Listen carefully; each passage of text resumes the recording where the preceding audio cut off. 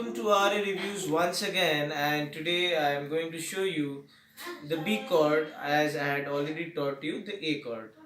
So this is called the pick with which you play the guitar. And as just a recap, this was the A chord which I had already taught you, and now for the B chord, you just move to the third fret and then you come to the fourth fret, okay, and then you place your first finger, that is your index finger, over the bar, over the third fret bar. This is the A and this is the B. A sharp, B, A, B. And in future videos I will be showing you the other ones also.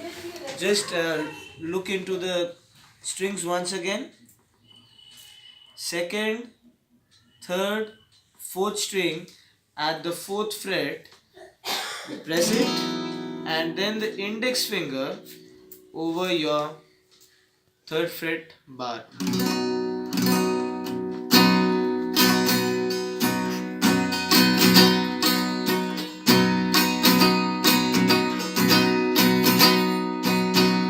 So keep practicing guys, and if you want to support us, you can Paytm the channel for more such videos and for more developmental videos, which will be in the description. You can Paytm for more benefit of the things, so that we can teach you in a more better way. So thank you, and please like and subscribe us.